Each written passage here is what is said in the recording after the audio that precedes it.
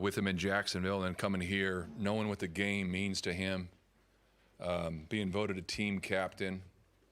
It's tough. This is a tough one, and he works so hard to get back, to be able to play in the game, and then for the first play, after making a big play for us to start the game, it's tough. That was a tough one to walk on the field and kind of see that. So I just really want to thank him for everything, for who he is and what he's done for this team up to this point in time. Okay, that'll get me to the game. As you look at it, we knew what type of game it was going to be, the way they're going to play, the style of play, what we were going to do to have to beat them. You go through it and you look at every play from the first play to the very end, and there's plenty of positive in there, but you do enough things to get beat by a good football team. But you look at the way the defense started the game, the big stop there, the sack by Cody, the offense going down and getting points, and as the game goes on, there's certain things that come up. And then, you look at it, the way the defense played throughout the game, and there's always going to be a couple plays you wish you had back, a couple big conversions that we gave up. And then offensively, you look at it, the way we finished the game after losing, the three receivers going out there, the way they did in the time of the game, and then the way the coaches and the players kind of adjusted in a 12 personnel to go down there and drive 95 yards like they did is outstanding.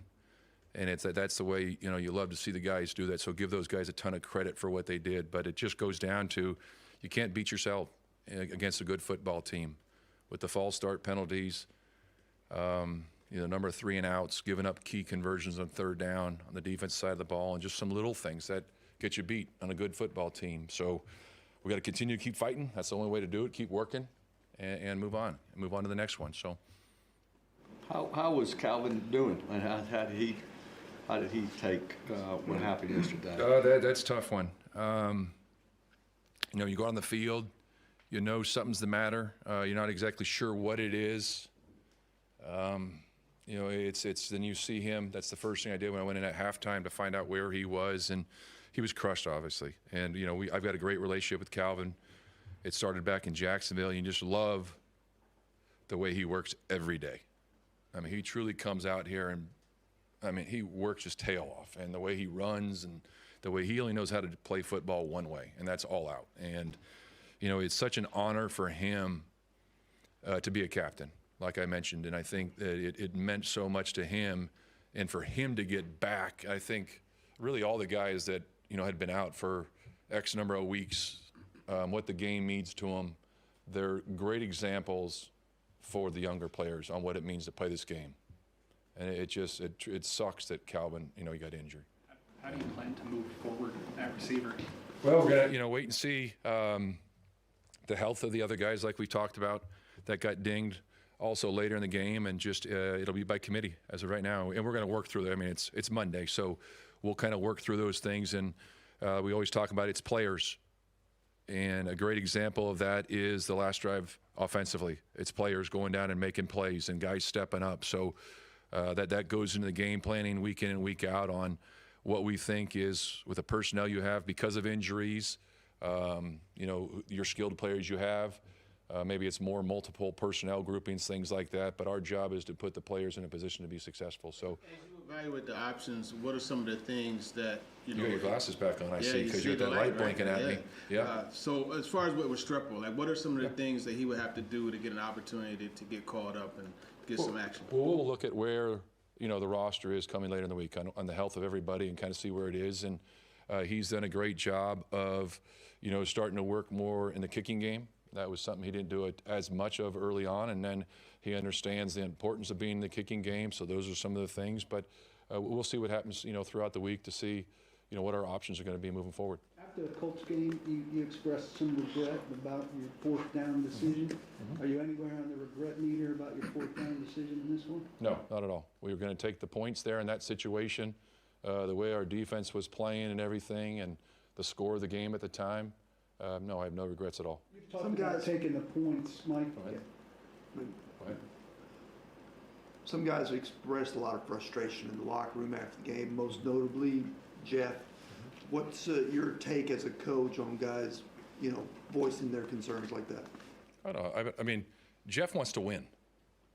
Jeff's a very competitive person, just like everybody in that locker room. They want to win. So I understand the frustrations, and there's things that are said at times, and it's just guys have a burning desire to win and want to be great, and so they work so hard, and that's the frustrating thing for everybody is you're in this to win, and you play so hard, you work so hard, you're prepared in the week to do certain things a certain way. So I understand it.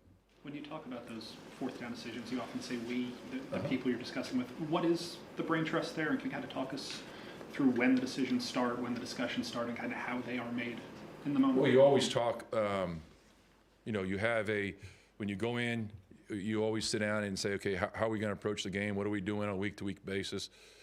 You talk about a situational, we have a situational meeting at times. Okay, here's where certain things are. Here's where, where's our kick line start on a week-to-week basis? What team are you playing? How are you going to, analyze certain situations when they come up? There's so many other things that come into it during the game also. What is the score of the game? Where is the field position? How is your team playing? So there's a number of different things, and it's not always going to be the same. It's not going to be the same week in and week out. Go ahead. I was going to ask, when you do arrive at the decision, and how is that process made? Is that you making a choice? Yeah, I make the call. Okay. I make the call. Can you talk us through kind of the route that you've leaned conservative on these decisions? Did your mentors kind of bring you up as a conservative guy? Like, what's the root of that for you? No, I'm going to go in every time you've asked me this question, I'm going to give you the same answer. I'm going to do what I think at the time is the best for the football team. And what is the situation? Consistently. So I'm wondering what the core of that is. I've answered this question a number of times for you, so I'm good. How was you evaluate maybe Cam's day yesterday? I think Cam, there's a couple plays you'll say, I think he would tell you right, if you asked him today too, there's a couple plays you wish you had back, but I think he played well. I think there's a number of, he audibled the one time when he got the ball to Mason there, which was a great check during the game. You guys have been asking a number of times about him taking off and running, and I think he had, the 3 times he ran the ball yesterday were big plays for us. But overall, I think, he played well, and happy with the way he played. Unfortunately, there's a couple plays in there. You look back, say, God, I wish we would have made those plays for one reason or another. But that's the game. You're not going to hit every one of them. But it was a good game for him. It seemed like he was getting rid of the ball a little bit faster. Would you say like he was more decisive, or was that game plan, or would you even agree to that? Well, no, I think 51 and 55 have a little bit to do with that too. Going in with the game plan of understanding, those two guys, and I give our guys credit for the majority of the game. We kind of neutralized those two on the edges, and that was a big plan of getting the ball out of your hand. But I think that also comes with experience and the growth part of Cam, where he was at, and understanding of what he needs to do against a good defense. That's a great defense. And understanding the challenge of not being able to hold the ball, because if you hold it too long, that's when those guys break free and they wreak havoc on you. So, but I think that it was a really good game for him. I like the way he played. The defense, Mike, to your point about the Texans' defense struggling to run the football for you guys yesterday. Yeah. It's kind of been inconsistent all year long. What's really kind of keeping that from breaking through? That wasn't, we can't run the ball like that. That was not good yesterday. The limited number of carries, obviously you'd like to run it more. But we weren't having the success you want to, and give them credit for certain things. There's certain things we've run against them in the past that didn't work, didn't have the same results the other day. But we have to run the football and execute better. Why were there so many false starts, especially with JC, in a game where you're at home and the crowd's not really factoring in at all? Yeah, that's something we have to. You can't have 5 false starts in a game. And, that's something I know you guys all asked JC about it after the game. He gave you his reason, but it's something we definitely have to clean up. That's unacceptable. Then there was also the one was on Cam with changing the cadence, doing certain things, so that was on him. He understands that. And then, the center had one. Look, Cush had the one. So we got to clean that. You can't have 5 in a game. It's hard enough against a team. To that end, you talked about when you took the job, got moved into this role, how one of your main things was going to be accountability across the board. Yep. How do you make an offensive line accountable, especially for those pre-snap penalties, considering where your depth is? Well, you address it as a team. Same thing if you say certain things to him during the sideline, during the game on the sideline. You approach them and tell them that this is, we cannot have, this is unacceptable. We can't have this. And they all understand. They're not trying to make the mistakes. And, but that's something we have to clean up. That's a pre-snap penalty against a really good team. I mean, one's bad enough as it is, but 5? We can't have it.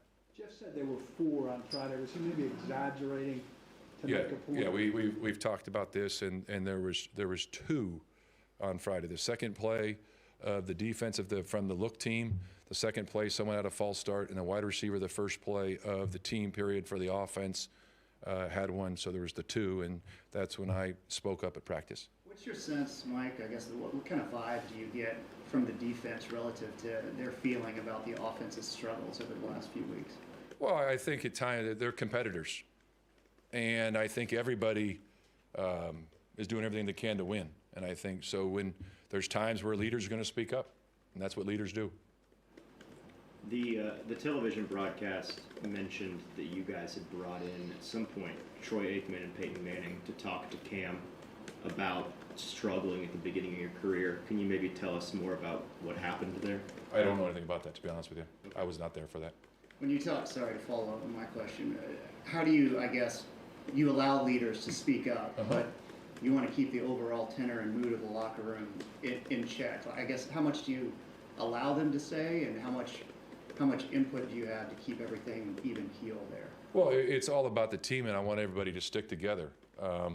Everyone is going to express their opinions differently, and I think everybody, the guys do it different ways. And at certain times, in the heat of the battle, someone may say something, but I think we're trying to win, and that's what leaders, they're going to go out and say certain things, and a guy might say it a little different than some other guys, and but they're leading. What were the teaching points on that last third down completion by the Texans today after you'd seen the film and got with the guys? What were the teaching points, and does it illustrate how thin the margins are, that one detail, one play can be the difference? Yeah, it's everything matters. All those little details are critical, and we got to drop with more depth. Force them to throw that ball underneath. Throw it to the flat, rally to the ball, and just because the quarterback, when you're playing a certain way and you get a certain depth, he's going to check that ball down more often than not. So we got to get more depth there and don't allow them. I'll say this: he made a phenomenal throw, but we can't allow him to make that throw. We got to force him to say, okay, check the ball underneath, rally the ball, punt it. Let's go see what the offense does. I'm curious. Winston. Oh, love what he's doing. I love what Kevin's doing right now.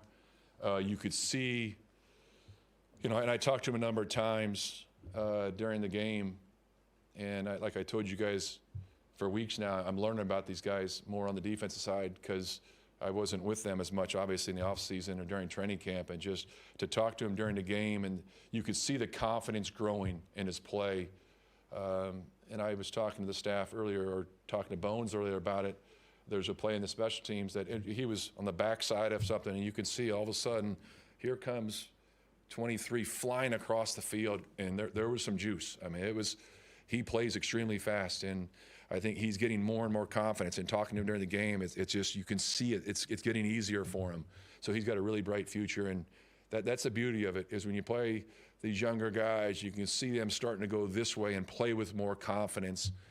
That's what it's all about. I'm happy for those guys. I'm curious what your philosophy is as far as allowing the flow of the game to dictate play calling, as opposed to making your play calling dictate the flow of the game.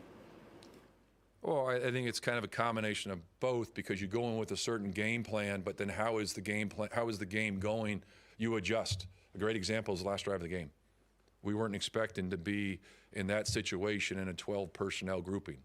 Usually, might be guys in different positions doing certain things. So there's always going to be changes during a game, and what are you doing well at that time? I mean, back in the day, he's running it 50-plus times with Tim Tebow playing quarterback and throwing it a couple times in the game.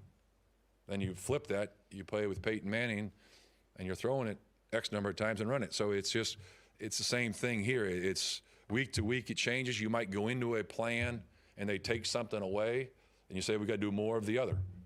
There's the same thing with concepts. There's certain schemes, because all of a sudden the team might change coverages and do more play more man coverage than you thought it was going to be zone this week. So now you get more to your man beaters. So that's all part of coaching and game planning and play calling. Given your depleted, do you hope maybe that 95-yard drive helps Cam maybe Yeah. moving forward? Well, I think it's a step in the right direction of when the game's on the line, going out there and doing that. And it's a great example too of completions, just completions, moving it down, starting the drive with a positive play. The throw he made to Gunner, you can't get any better coverage than that. It was a perfect throw and a great catch, and it was a successful play. So, you like to see the growth that he made yesterday in the game. Given the depleted situation at wide receiver now, might you have to rely more on the tight ends to be playmakers in this offense until people can get healthy? Yeah, I think it's going to be every week. It's going to be players. Who do you have available, and putting those players in a position to be successful is definitely a key. That's part of adjusting your game plan and see who's available and what you think is best that week. So we'll have to adjust that. You've coached teams before that built around the young quarterback, Mm-hmm. like teams are doing here, but also the team you're playing this week, Seattle. You've coached those teams that went out and got the free agent quarterback before. Yeah. Can you just tell me the pros and cons of team building under both of those strategies? Is it easier with one? Is it harder with one? Or does it kind of all quarterbacking is quarterbacking? Oh, no, it's, when you have a veteran, they've been through it. And Sam's been on a couple teams, and he's taken his lumps at different places. And I do think from time to time, though, a change of scenery is the best thing for players. You might not be, might not be successful on this team. All of a sudden you go somewhere like he was last year, the success he had. And then obviously he was a free agent. And he went here, and he's playing with a very talented roster there and the success he's had. So when you have the veteran, they've done it before.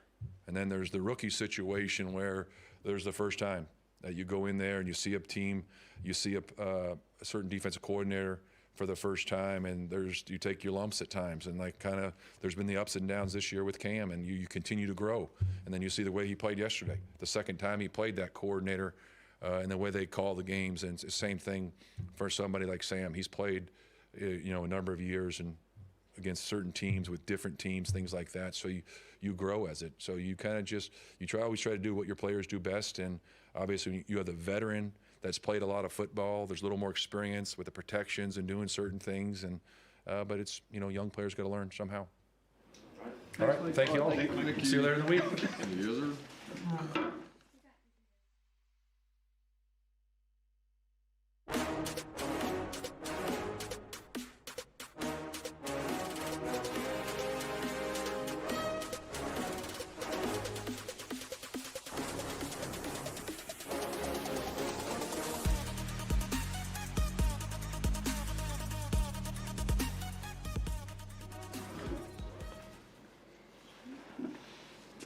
What was, film study like today,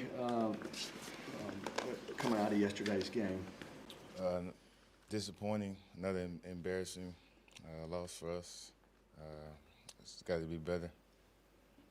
What's happening with the false starts specifically in that game, Lloyd? I know it was primarily JC, and he spoke about it after the game, but why was it so hard to kind of settle in? Sometimes just a lot of communication going on at the line of scrimmage, and you got to find a way to just focus in your head and just kind of stay poised. I had one that myself kind of antsy a little bit, but it's unacceptable. It's embarrassing, honestly, and we got to be better.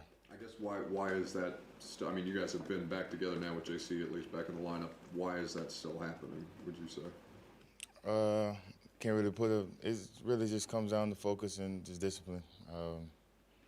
Keep staying on them about it, keep staying on myself about it, because again, like I said, I had one.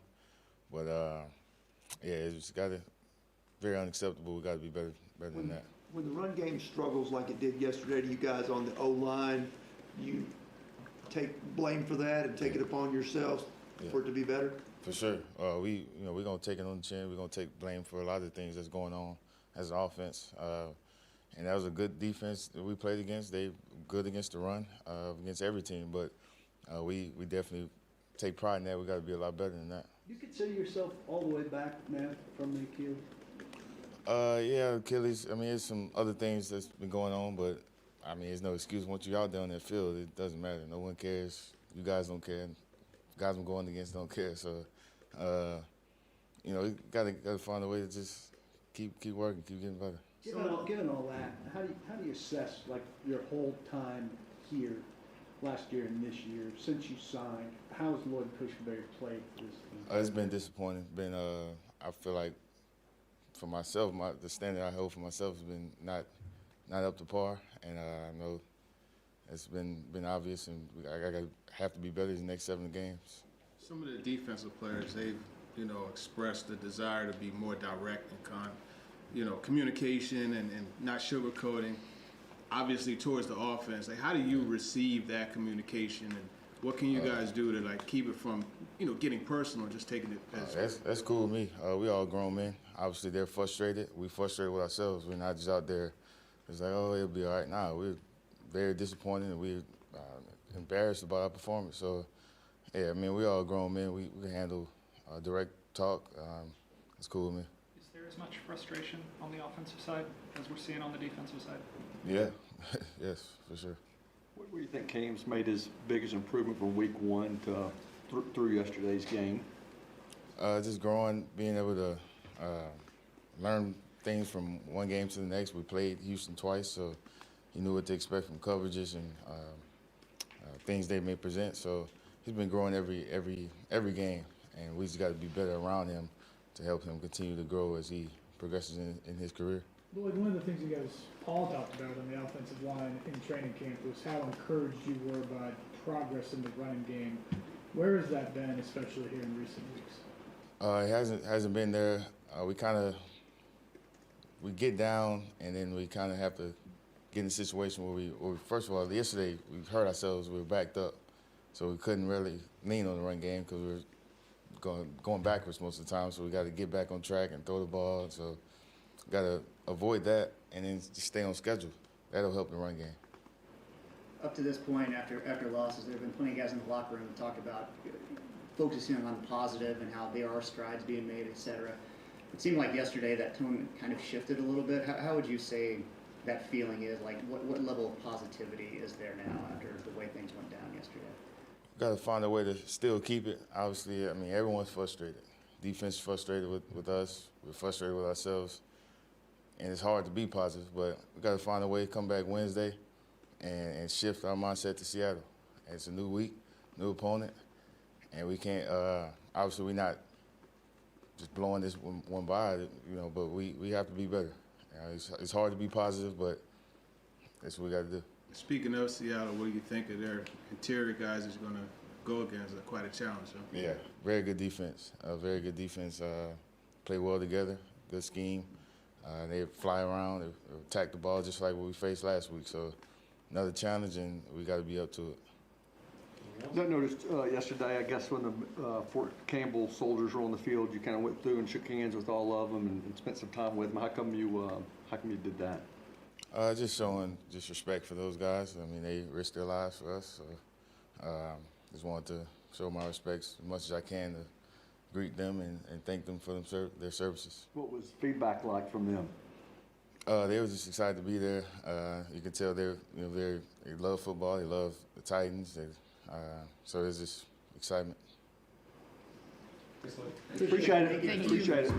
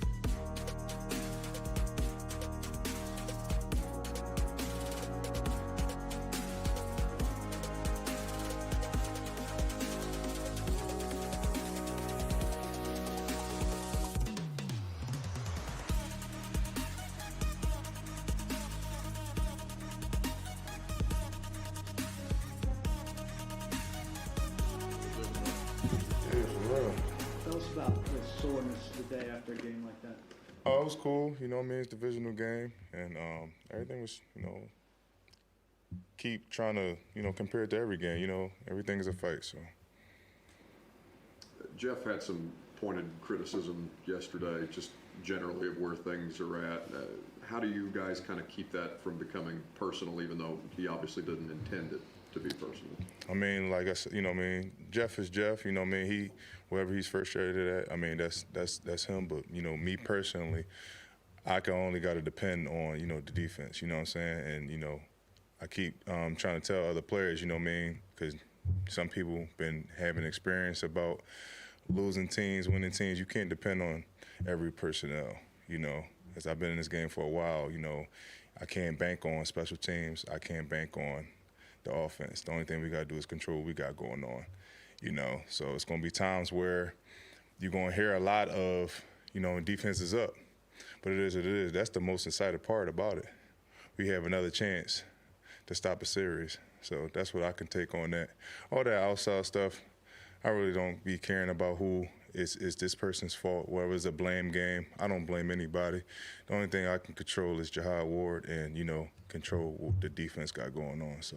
Is that a perspective you've had your whole time? I had or that. was there a point that you kind of learned that through playing? I had that mostly all my life, so I don't blame nobody. All I do is look at myself in the mirror. So. What's been your impression with what Denard Wilson's been able to do with losing guys to injuries, guys being traded away, and the defense still putting up decent efforts the last few weeks? It's a next play. It's a next man up mentality. We here for a reason. They signed them guys for a reason. They're a good fit to the team. So, we had a lot of guys that we lost. Salute to them. We all know it's a business. That's why we got to contain the brotherhood that we have, because we don't know who gonna go. What has Denard been doing specifically, though, that's kind of held this thing together, him and the defensive coaches? Just making sure everybody come close. Everybody's communicative, what we need to work on and stuff like that. So, and Denard, it's all about the players at the end of the day. So he just makes sure what works for the next game plan. So he tell her how it is. We honest, we're not sensitive about anything, and we just ready to work. So. You talk about handling your business and the defense getting the job done. How much more frustrating does that make their final drive after the offense does tie it up for you? You give up the big completion and ultimately the three. It is what it is, man. We want those plays back that we had that's bad, but it's like we just it's a next play mentality. Like, I can show you a lot of plays that I could have done better. You know what I'm saying? I could have had, what was that, that Chargers game that we had? I feel like I should have paid more efficient to that play. You know what I'm saying? But at the end of the day, it's like, I'm not going to sit here and make that play define the 60 or 50 or 40 plays that I got going on right in front of me. No. So I just got to take advantage of what's going on to finish the game. It's not about how you start, it's how you finish. Isn't it more painful, though, that when the finish is there, that the defense that largely I think played pretty well yesterday can't make the play that wins a game, or yesterday's case gets it to overtime? Yeah, but that's just the whole process. Like, you just got to just keep going, man. Sometimes we just laugh about it and be like, damn, we could have had that one. We could have had that one.